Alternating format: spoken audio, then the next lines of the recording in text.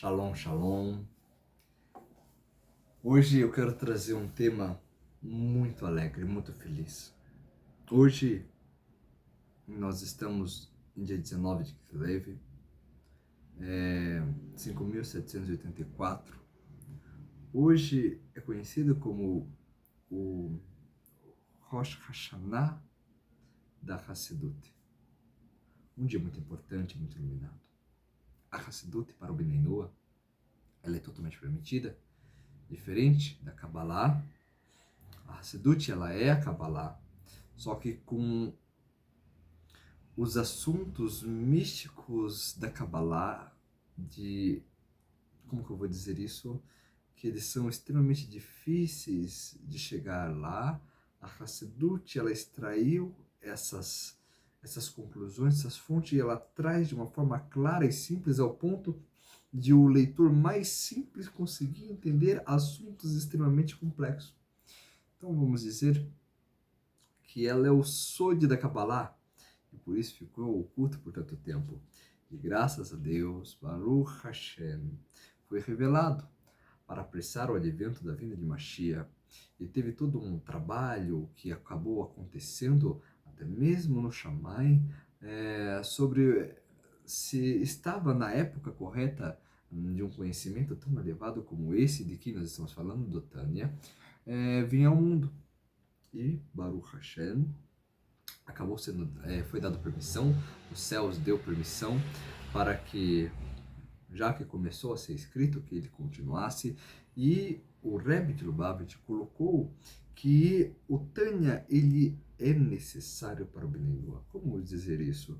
Principalmente o segundo livro do Tânia, aonde faz com que a pessoa consiga realmente entender que a unicidade de Deus, que Deus é um, Shema Israel, Adonai Eloheinu, Adonai Echad, e através disso se conectar de maneira verdadeira com o Criador.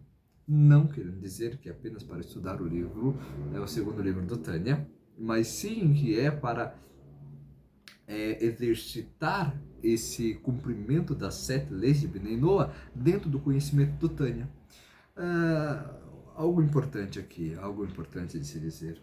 O Tânia, ele trabalha com muitos aspectos que fogem da filosofia ou do pensamento teológico que as pessoas trouxeram de suas religiões.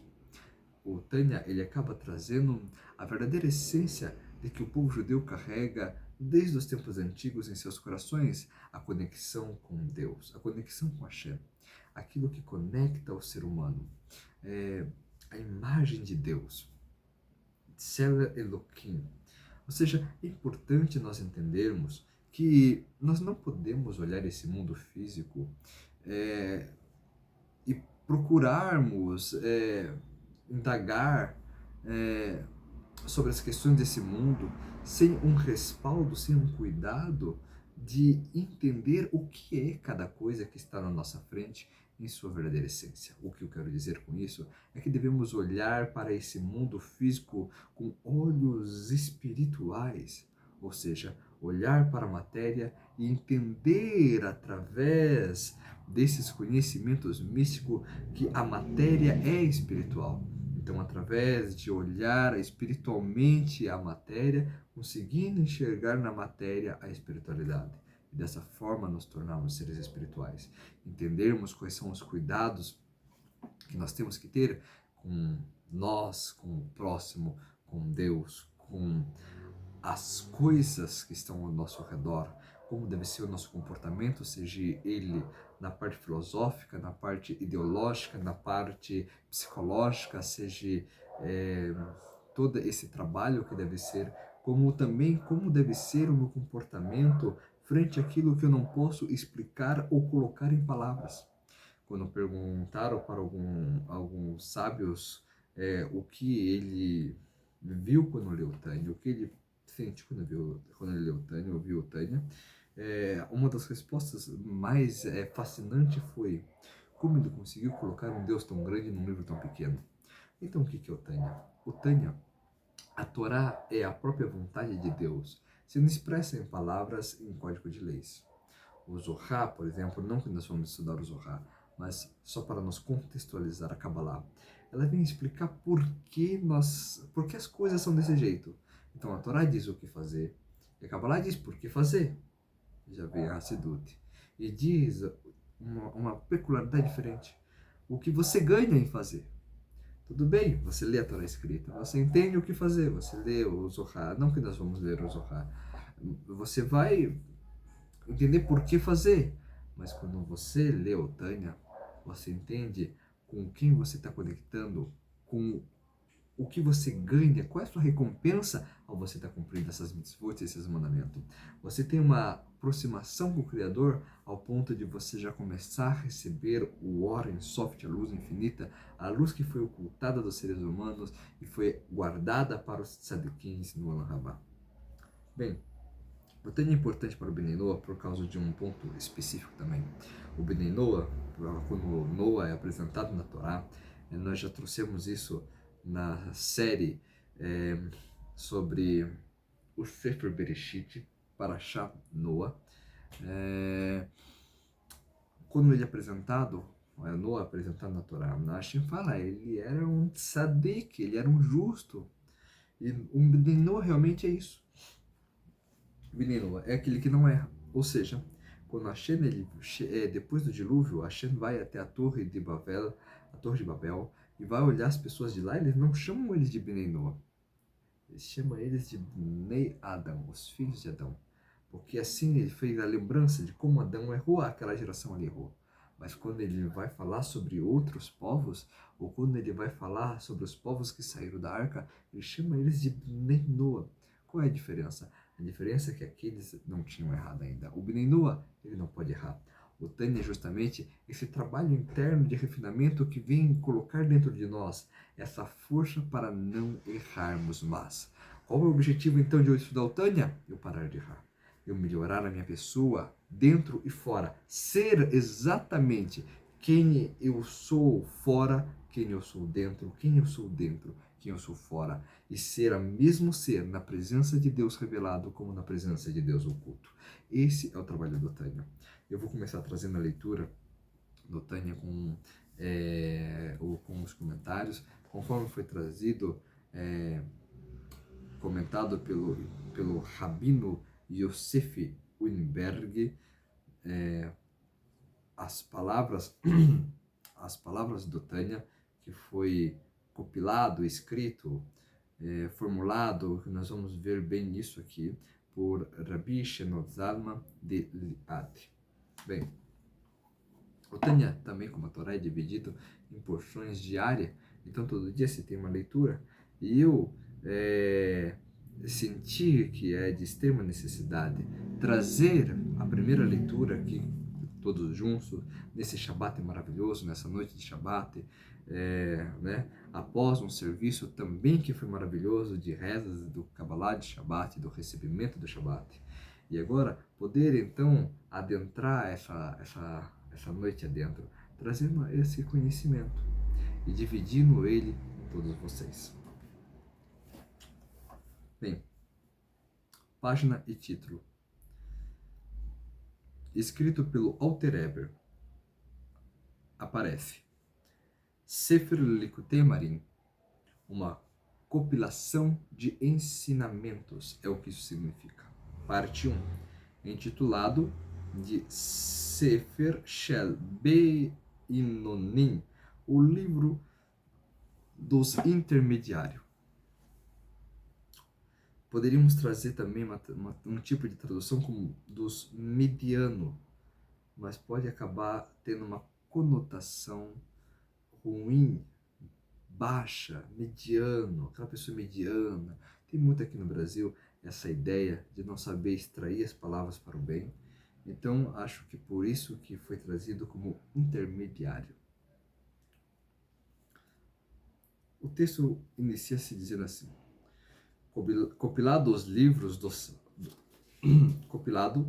sagrados e dos mestres da santidade celestial, cujas almas estão no Éden, baseado sobre os versículos, pois estas coisas muito próximas de ti, em tua boca e em teu coração, para que tu possas fazê-la, explanando como um cumprimento de mitzvot,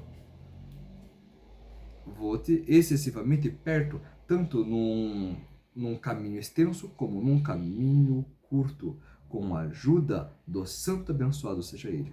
Esse versículo sobre o qual o Tânia está baseando fala da obrigação de cumprir os mandamentos de Deus, dizendo que isso, cumprir os mandamentos, está próximo, e isso é acessível para todo judeu, Bnei a fazê-lo através dos 3 canais que aqui estão mencionados, pelas 3 expressões do teu coração, a tua boca, e para fazê-lo, essas expressões representam respectivamente as 3 faculdades do pensamento, da fala e ação, como se fossem os órgãos funcionais da alma. A alma reveste-se neles com a finalidade de executar seus desejos, sendo no sentido mais profundo. O teu coração refere-se às emoções experimentadas no coração, de amor a Deus e temor a Ele. Quando alguém cumpre mitzvah partindo do seu amor a Deus, sabendo que o único caminho para unir-se a Ele é pelo cumprimento de seus mandamentos, isso significa mitzvah, ele fará com uma vitalidade e prazer intenso, assim como alguém cumpre os desejos de seu amigo querido. O amor a Deus, assim, é o canal para a realização das mitzvot positivas. Por outro lado, o temor que se ele tem a Deus evitará uma ação na violação de seus desejos. Aquele que é impregnado por esse sentimento de temor estará mais vigilante para evitar qualquer transgressão de mitzvot proibida. O versículo assim declara que adquirir estas 2 emoções de amor e temor a Deus, de modo que eles motivem a observação das mitzvot, é algo muito próximo de ti. Essa declaração é a base do Tânia. O Alter Rebbe agora começa a explicar como a observância está muito perto, tanto de uma maneira extensa como de uma maneira curta. Por natureza, a oração do homem tem o desejo pelas coisas materiais para desenvolver um amor e um desejo pela divindade. É necessário substituir o desejo natural do mundo pelo desejo da divindade. Não é fácil alcançar o temor a Deus, como a Guemará atesta, e o temor a Deus é uma questão tão fácil? Como então o versículo afirma que essa conduta realmente está muito próxima de ti? O Terebe explica os 2 caminhos pelos quais o alcance no amor e no temor está muito próximo de um extenso e outro curto. A rota extensa é a contemplação refletindo profundamente sobre a grandeza de Deus e sua benevolência. A pessoa gera dentro de si um amor e temor, e a ele a rota mais curta consiste em despertar e trazer à superfície do amor o temor oculto a Deus, inerente à sua alma e a cada judeu, no caso também a cada Bnei Noach.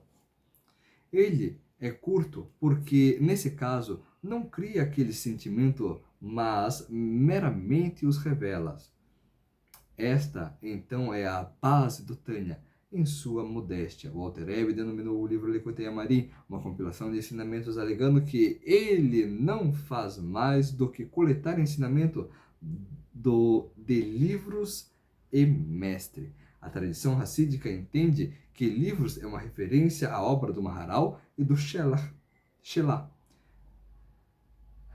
E mestre trata-se de Baal Shem Tov, o mestre do bom nome, o senhor do bom nome. E Magid Mesri, Baruch Hashem. O livro é popularmente chamado de Tânia em virtude das palavras com o qual ele começa. Ou seja, a primeira palavra que inicia esse texto é chamado de Tânia.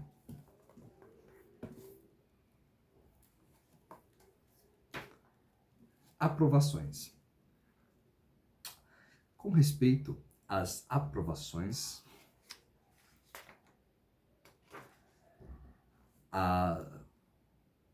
dos tzadikim, Rabi Hudá Leib HaKohen e Rabi Zulsha, o Rebbe anterior, cita uma tradição que iniciou com Mitteler Rebbe, o filho do autor do Tânia, como segue.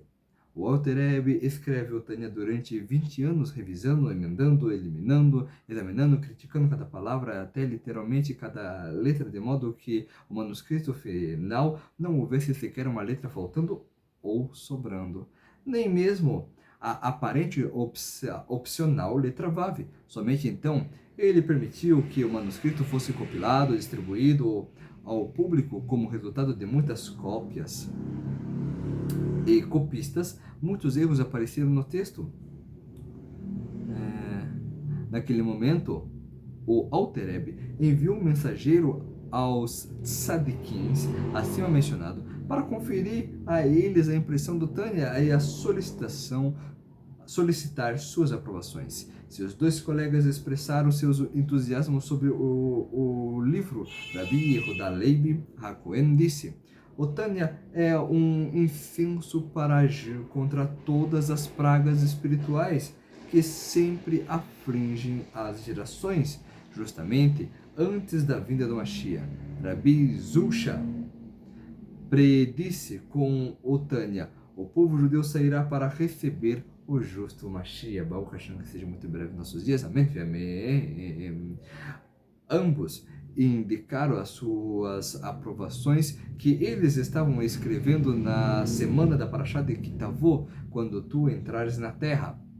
Um dos emissários de Rabbi Moshe Vilenkel deu duas razões para isso. Primeiro, através do estudo completo do Tânia, se entra na terra, num sentido espiritual, significando que ele faz a vontade fundamental de sua alma manifestar-se, pois a palavra Ratzon, que quer dizer vontade, formada pela letra Resh, Tzad, Vav e Nun, está relacionada com a palavra Eretz, que é formada pela letra Aleph, Resh e Tzad, que quer dizer terra.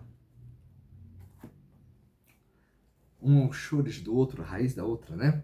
Segundo os caminhos para o serviço a Deus, serviço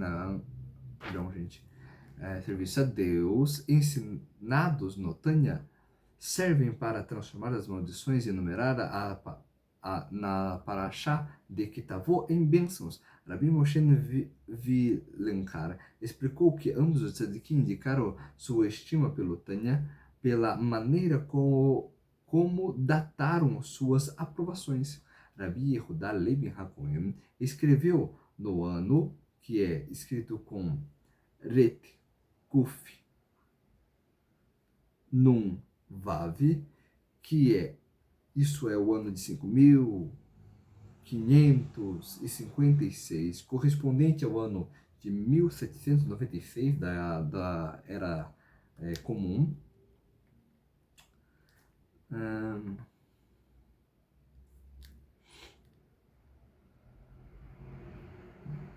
Isso.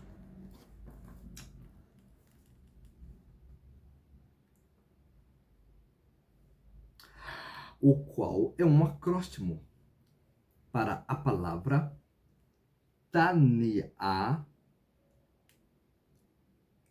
usando a primeira letra, a segunda letra, ou seja, o Taf, agora usando a letra Kuf, que é do ano, vem a palavra Ketoret, a terceira letra, que é o Nun, é Neshama, e o último Vav, Veruach.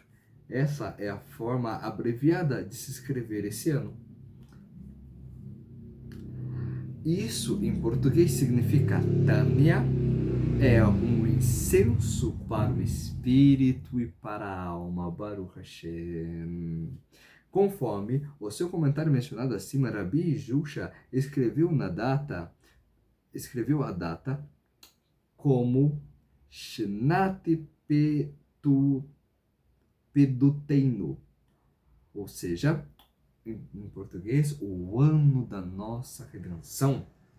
Por isso que o dia de hoje é também considerado o Rosh Hashanah, a cabeça do ano da Hassidut. indicando como acima que o povo judeu receberá Mashiach como Tânia. Então diz, aprovação pelo famoso Rabi e Hassidi, um homem devoto e santo renome, nosso mestre de Rabi Meshulam Zushya de Anápolis. Eu vi os escritos desse rabino e gênio, esse homem devoto, santo e puro, essas lentes luminosas que traz todo o assunto num foco penetrante e iluminado. Ele, com seus divinos talentos, trabalhou bem e, além disso, Deus, em sua maravilha e benevolência, colocou em seu coração puro forças adicionais para fazer tudo isso. Isso é escrever o Tânia, com a finalidade de mostrar ao povo de Deus seus santos caminhos. A intenção do Alter Rebbe não era publicar esse escrito, pois este não é o seu costume. Porém, em virtude desses panfletos terem se espalhado por todo Israel em inúmeras cópias por diversos copistas, e como resultado de muitas diferenças transcrições e erro dos copistas se multiplicaram demais, ele foi compelido a levar esses panfletos para impressão. Deus despertou o espírito de dois companheiros proeminentes, ilustre erudito Rabi Shalom Shachna, filho de Rabi Noach, e proeminente e ilustre erudito de Rabi Mordechai, filho de Rabi Shmuel Halevi, para que levasse esses panfletos para a editora em Slavita. Eu me congratulo com essa boa ação.